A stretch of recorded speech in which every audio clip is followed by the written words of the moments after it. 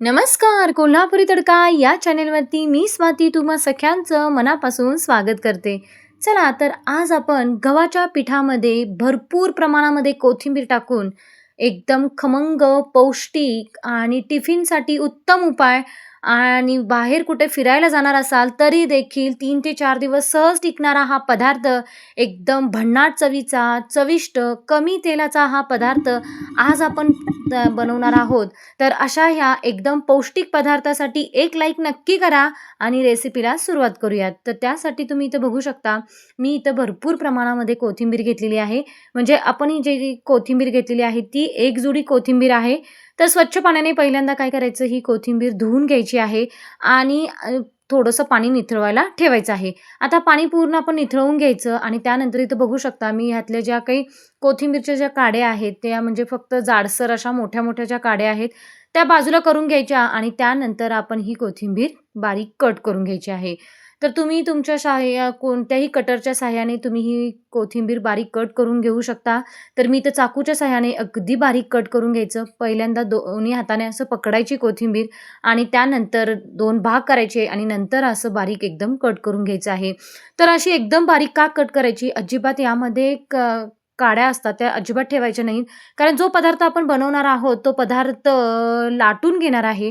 तर लाटताना यातल्या काड्या अडकता कामा नयेत यासाठी आपण एकदम बारीक होईल तेवढी ही कोथिंबीर कट करून घ्यायची आहे, हे मात्र जरूर लक्षात ठेवा. आता बारीक मी कट करून घेतलेली आहे कोथिंबीर एका डिशमध्ये काढून घ्यायचं.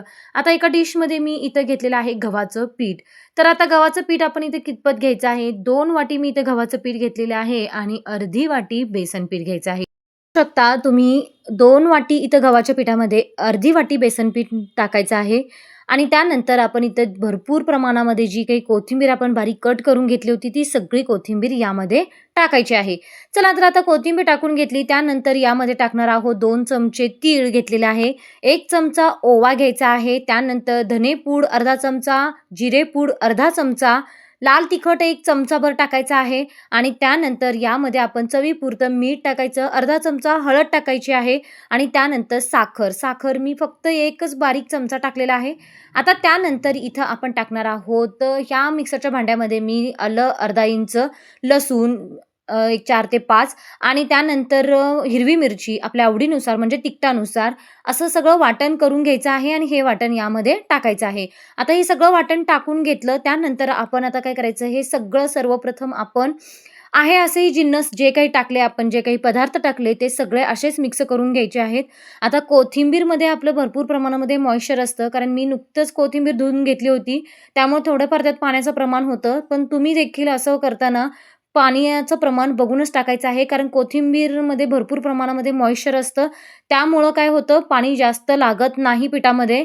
त्यामुळे कोथिंबीर टाकली, पीठ टाकली, सगळं जिन्नस टाकली, की थोडंच पाणी आपल्याला इथं वापरायचं आहे. अगदी थोड्या-थोड्या पाण्यामध्येच आपल्याला हा छान गोळा मर्दून घ्यायचा आहे. तर बघू शकता मला इथं फक्त एक अर्धा ग्लासच म्हणते मी, फक्त पाणी मला लागलेलं आहे, जास्त पाणी लागलेलंच नाही. आणि अशा पद्धतीने आपण हा छान असा गोळा मर्दून घ्यायचा आहे, म्हणजे मळून घ्यायचा आहे. एकदम हलकंसं पीठ हे मळायचं आहे. जास्त घट्ट पण एकदम नाही किंवा एकदम पातळ पण नाही. हलक्या प्रमाणामध्ये आपल्याला हे पीठ मळायचं आहे. पाण्याचा वापर अजिबात जास्त करायचा नाही. चला तर अशा पद्धतीने मी थोडंसं तेलाचा शिंतोडा मारून हा छान गोळा मर्दून घेतलेला आहे. आता काय करते, हे पीठ आपण एका भांड्यामध्ये काढून घेऊयात आणि जास्त वेळ काही भिजत घालत बसायची काही गरज नाही. कारण कोथिंबीर आहे, थोडंसं मऊ पडण्याची शक्यता आहे पीठ. त्यामुळे भिजत घालत काही बसायचं नाही. लगेचच आपण ह्याचे छान असे गोळे बनवून घ्यायचे आहेत. आता बघू शकता मी हाताला थोडंसं तेल लावलेलं आहे आणि एक-एक छोटा-छोटा गोळा करून घ्यायचा आहे. अगदी छोटा गोळा करायचा आहे आणि एकदम मोठी ही पात लाटून घ्यायची आहे, हे मात्र जरूर लक्षात ठेवा. एकदम पातळ असेच आपल्याला हे पदार्थ जो आहे तो बनवायचा आहे, हे जरूर लक्षात ठेवा. चला तर मी थोडंसं काय केलेलं आहे, सुकं थोडंसं गव्हाचं पीठ असतं ते थोडंसं टाकायचं आणि हा गोळा त्याच्यावरती ठेवायचा आणि गोल-गोल असे हे काय करून घ्यायचे, पात लाटून घ्यायची आहे. तर बघू शकता अजिबात हा पात जी आहे ती फाटली नाही, तुटली नाही, व्यवस्थित अशी आलेली आहे आणि अजिबात आपण कोथिंबीर बारीक कट करताना एकदम बारीक कट करून घेतलेली आहे. त्यामुळे कुठेही पराठा हा फाटलेला नाही. तर इथं आज आपण बनवलेला आहे तो म्हणजे कोथिंबीरचा पराठा. चला तर अशा पद्धतीने इथं आपण हे सगळे पराठे लाटून घ्यायचे आहेत. तर सगळे एकदम लाटून ठेवून एक-एक तुम्ही भाजून घेतलत तरी देखील चालू शकतं. तर थोडं-थोडं सुकं पीठ टाकायचं, हा गोळा ठेवायचा आणि त्यानंतर सगळे हे पराठे लाटून घ्यायचे. पण लाटून घेऊन आपण असाच हा पराठा कशावरती ठेवायचा, कापडावरती ठेवायचा म्हणजे मऊसर असा राहतो आणि व्यवस्थित हा भाजला देखील जातो. जर तुम्ही लाटून असंच रुगड्यावरती ठेवलात, तर हा काय होतं थोडंसं तडा गेल्यासारखं आणि एकदम वातड बनण्याची शक्यता असते. त्यामुळं काय करायचं कापडावरती ठेवायचं आणि सगळे पराठे लाटून घेतलं काही हरकत नाही. चला तर आता मी गॅसवरती एक तवा ठेवलेला आहे. आता तव्यावरती थोडंसं तेल टाकायचं. आता हा पदार्थ आपण कमी तेलामध्ये बनवणार आहोत. तर थोडं-थोडंच तेल टाकून आपण हा पराठा भाजून घेणार आहोत. चला तर अशा पद्धतीने आपण एकदम खरपूस असा हा पराठा भाजून घ्यायचा आहे. अजिबात करपवायचा नाही. व्यवस्थित असा हा पराठा भाजून घ्यायचा आहे. तर बघू शकता अगदी चविष्ट, रुचकर असा हा पदार्थ बनून तयार होणार आहे. खमंग असा जेव्हा आपण हे पराठे भाजत असतो, तेव्हा वास एकदम खमंग सुटलेला असतो. फक्त 2 वाटी गव्हाच्या पिठामध्ये अर्धी वाटी बेसन पीठ मिक्स करून, अशी भरपूर प्रमाणामध्ये कोथिंबीर टाकून हा पराठा तुम्ही बनवून मुलांच्या डब्यासाठी देऊ शकता किंवा कुठे बाहेर फिरायला जरी जाणार असाल 2 दिवस, तरी देखील हा पराठा तुम्ही करून घेऊ शकता. म्हणजे हा पराठा एक 2-3 दिवस तरी सहजच टिकतो. कारण इतका पौष्टिक आणि एकदम खमंग असा होतो. थोडंसं खरपूस असं भाजून घ्यायचं म्हणजे टिकण्यासाठी मदत होते आणि एकदम रुचकर असा हा पदार्थ लागतो. चला तर अशा पद्धतीने इथं आपण हे सगळे पराठे एकदम बनवून घेतलेले आहेत आणि एकदम आपण सगळे एक-एक करून भाजून घेणार आहोत. तर कलर देखील अगदी बघू शकता सुरेख असा कलर आलेला आहे आणि एकदम चविष्ट असे पराठे इथं बनून तयार झालेले आहेत.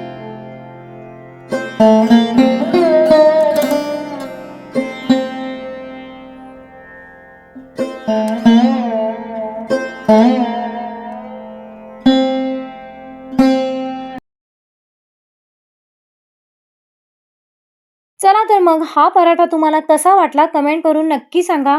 हा कोथिंबीरचा पराठा तुम्ही दही बरोबर किंवा कोणत्याही चटणी बरोबर तुम्ही हा सर्व्ह करू शकता. तर इथं मी बनवलेली होती तिळाची चटणी होती. तर तिळाची चटणी मी ह्याच्यावरती भुरभुरणार आहे. मस्त असा रोल बनवून घ्यायचा, दह्यामध्ये बुडवायचा आणि सर्व्ह करायचा. काय खमंग आणि चविष्ट रुचकर असा हा पदार्थ लागतो. तर तुम्हाला हा पराठा कसा वाटला कमेंट करा आणि आपल्या कोल्हापुरी तडका चॅनेलला नक्की व्हिजिट करा. म्हणजे अशाच नवनवीन रेसिपींचा तुम्हाला आस्वाद घेता येईल आणि अशाच वेगवेगळ्या रेसिपी तुम्हाला बनवता येतील. चला तर आजचा हा एकदम झटकीपट तयार होणारा हा पराठा एकदम खमंग लागतो आणि खुसखुशीत तयार होतो. थोडासा पराठा आपण काय करायचा तो करपूस असा भाजून घ्यायचा आहे. गव्हाचं पीठ, बेसन पीठ हे जे पिठं आहेत ती एकदम पौष्टिक आहेत. म्हणजेच पौष्टिक हा पदार्थ बनून तयार होणार आहे. लहान मुलांच्यासाठी तर अगदी पौष्टिक हा पदार्थ आहे आणि मेन म्हणजे झटकीपट तयार होतो, अगदी कमी तेलात तयार होतो आणि अशा पद्धतीने इथं आपण हा पराठा बनवून घेतलेला आहे. तर पाहू शकता.